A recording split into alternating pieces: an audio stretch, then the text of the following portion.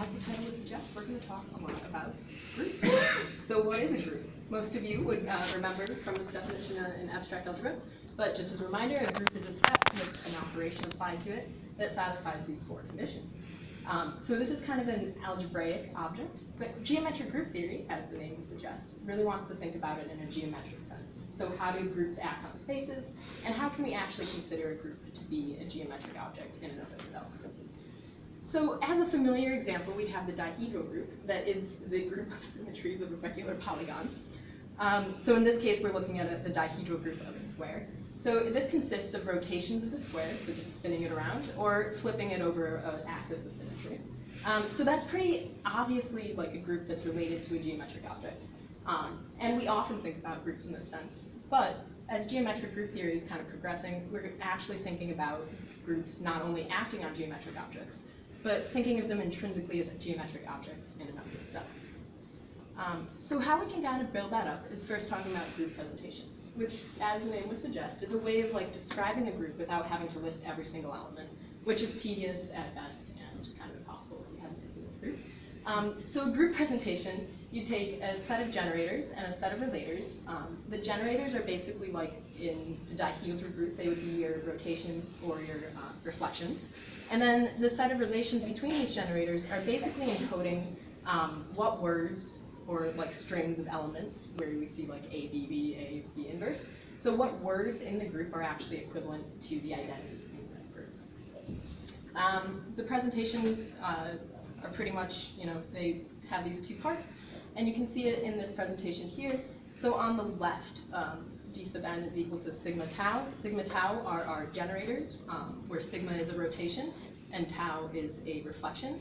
And then if you see the sigma to the n, you can think about a square. If you rotate it 4 times, it ends up in the same position, so it's basically the identity. Or if you flip it twice over the same axis, it's basically going to end up like you hadn't moved it at all. So again, it's like the identity. So those are our relators in this group.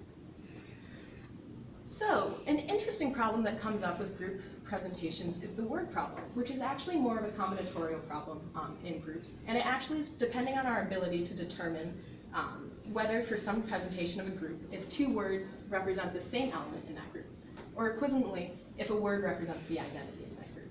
So it really comes down to finding out if there's an algorithm to solve it. So given a word, can I tell if it's the identity, or can I tell if it's the same word as this other word?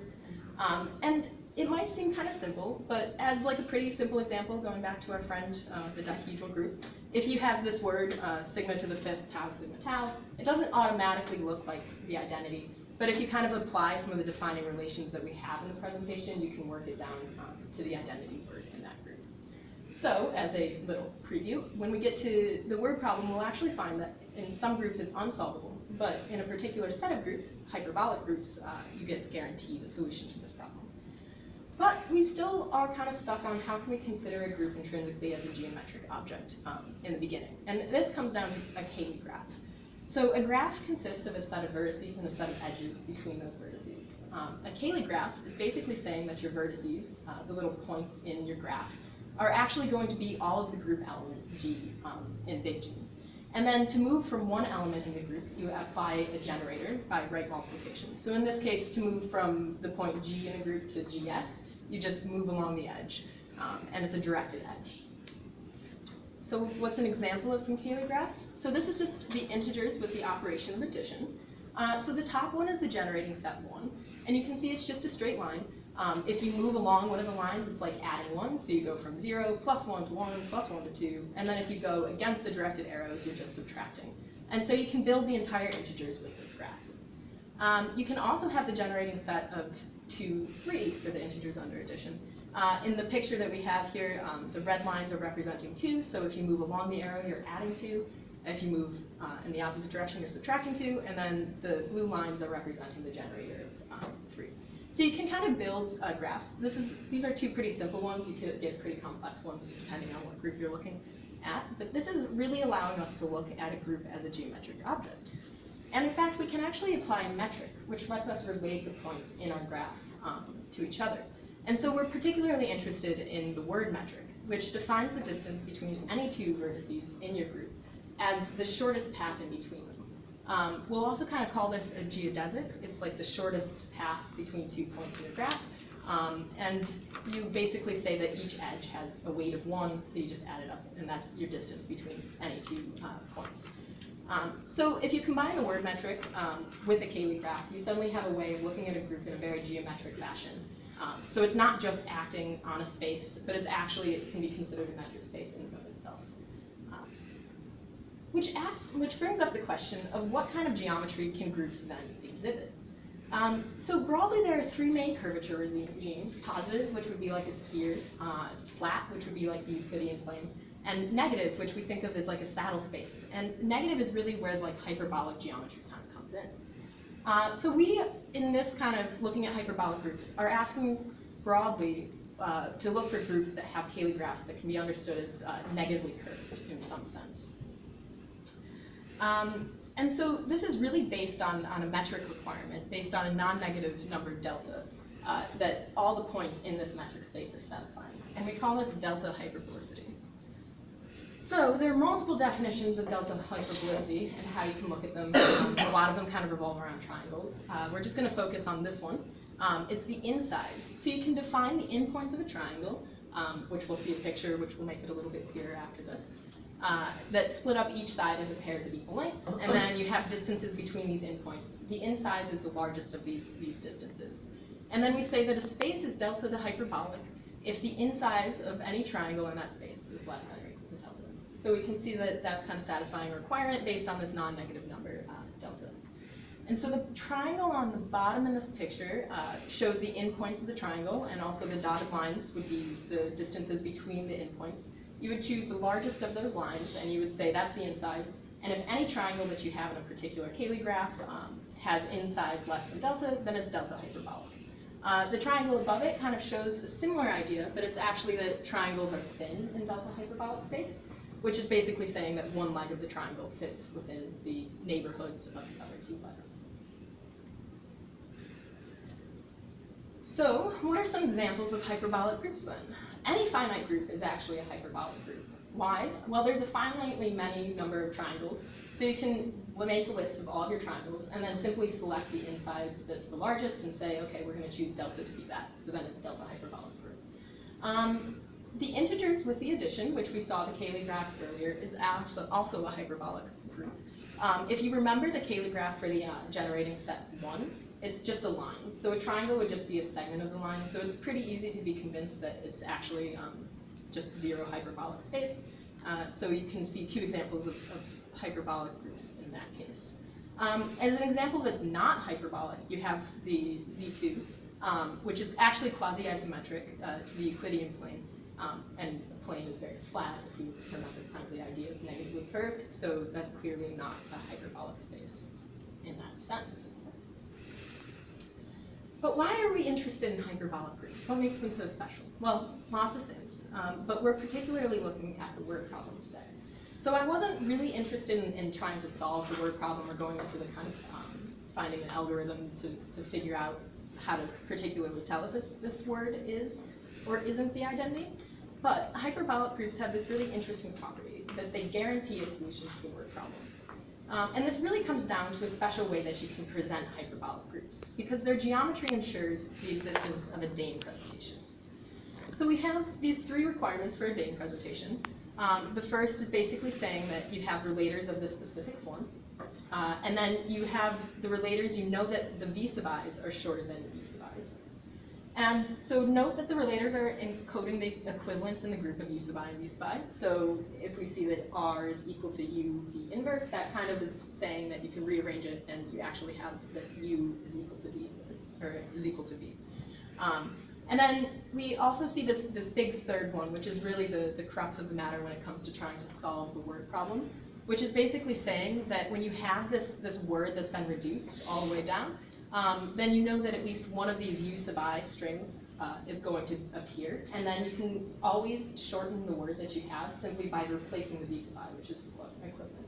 Which means that in a finite number of moves, you can shorten your substring, and it's always getting smaller, it won't get bigger. And this basically ensures that there will be an algorithm that runs quickly to tell if a word is or isn't the identity in that group, which is basically saying that you have a solution to the word problem. So, hyperbolic groups admit Dayton presentations is our big theorem, but before we get to that, we need this lemma, which is that there's no 4 delta local geodesic loops with length greater than 4 delta in any delta hyperbolic space. And these are just some helpful definitions in this. So an M local geodesic, every subpath of length M is a geodesic. So if you take some length of a string, and then you choose a part of it, and if it has length M, then we know that's the shortest length between those 2 points. And then we have just these alphabet kind of terminology for how we can consider a word as a string of letters in these groups. And we can go off. So we're going to show that any k local geodesic segment must stay within 2 delta of any true geodesic between its endpoints. So in the picture that we see here, the dark loop, the big circle, is kind of our gamma, so it's our loop. And then x on the right is going to be the base point. And then we're going to choose a point P that's the farthest away from point X on this loop. So then we can choose some segment on this loop gamma that's of length k with midpoint P and left endpoint P prime, right endpoint P double prime, because we assume that the loop is greater than length k. So then we can actually make a geodesic triangle, which the dotted lines are kind of representing in between X, P prime, and P double prime. And by the in-size property of this delta hyperbolic space, we can say that there's some point W on our geodesic between X and P prime, such that the distance between P prime and X is less than the distance between P and X, and the distance between P prime and W is less than or equal to the distance of P and W. And this is basically because if it wasn't true, we would actually have a path from X to W that is shorter than the geodesic from X to P prime, which would then contradict the choice of P as the farthest point away from X. And so, playing around with some triangle inequalities here, we actually find that the distance between P and P prime has to be less than 2 delta. And so we find that K is less than 4 delta. And so finally, we can prove that hyperbolic groups admit Dayton presentations, and therefore hyperbolic groups always have a solution to the word problem. So we're just going to fix some number k that's greater than 4 delta, and then we're going to take a group that's delta hyperbolic and has a finite generating set of a sub i's. And then from these a sub i's, we're going to take a list of all the reduced words that have word length of at most k. And so there's finitely many of these because there's a finite generating set. So we're kind of thinking about being given this group as either a presentation or a Cayley graph. So we can kind of build out the Cayley graph in finite time. We can build part of it out, and then we can identify and list a subset of these reduced words that are actually the same word. So you start at one point and you end up in the same place. You might take a different path to get there. And we're going to say that U's are the non-geodesic words in this list. So there, you kind of took the scenic route, you weave around, but you end up in the same place eventually. And our V's are going to be the geodesic route, so you got on the highway, you went straight to that word, and you stayed there. And so then we know that V sub i's are always going to be shorter than their corresponding U sub i's. So we're going to define our relators here with U sub I, V sub I inverse, which should look familiar. And we're going to claim that this group presented by these sets is a Dayton presentation. So these first two are the first two requirements to be a Dayton presentation. And it's pretty clear that by construction we satisfy both of them. We have this set of U's and V's. We know that the V's are always shorter than the U's, and we know that our relators are always of the specific form. But the third one is really the big piece of a Dayton presentation in terms of the word problem.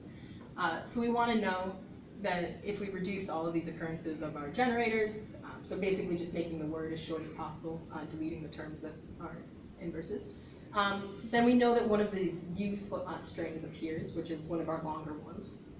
And so this is referring back to the lemma that we went through, which is in delta hyperbolic space. We don't have any 4 delta local geodesic loops of length of at least 4 delta.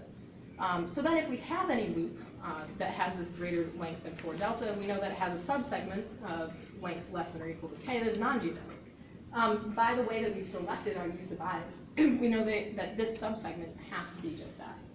And so then we satisfy the third requirement. We know that one of these U sub i's appears, which means that we can always shorten our words down just by replacing it with their corresponding V sub I. So then hyperbolic groups emit Dayton presentations, and therefore hyperbolic groups always have a solvable word problem. And that's it.